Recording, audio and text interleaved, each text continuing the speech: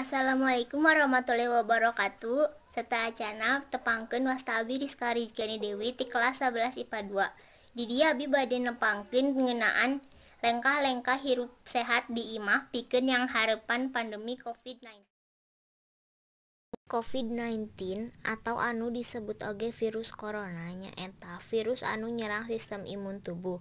Lengkah-lengkah anu bisa ku urang jalankeun di imah nu kahijina nyaeta moyan. Manfaat tina moyan nyaeta supados awak meunang asupan vitamin D anu cakap tina paparan sinar ultraviolet.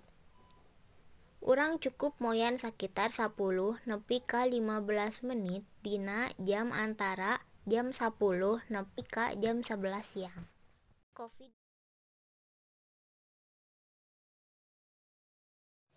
Nu kadua nyaeta ngajaga kabersihan diri, diantarana mandi 2 kali sehari.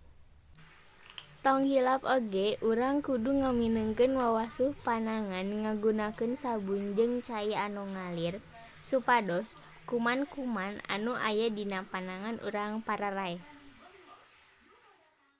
Biasakeun sare sing cukup, diantarana sare henteu leuwih ti jam 10 supaya daya tahan tubuh tetep kuat. Sakitu wae paparinti abdi, hapuntenna bilih aya salah ucap atanapi palipora. Hayu urang sasarangan ngajagi diri dina pandemi COVID-19 ieu. Wassalamualaikum warahmatullahi wabarakatuh.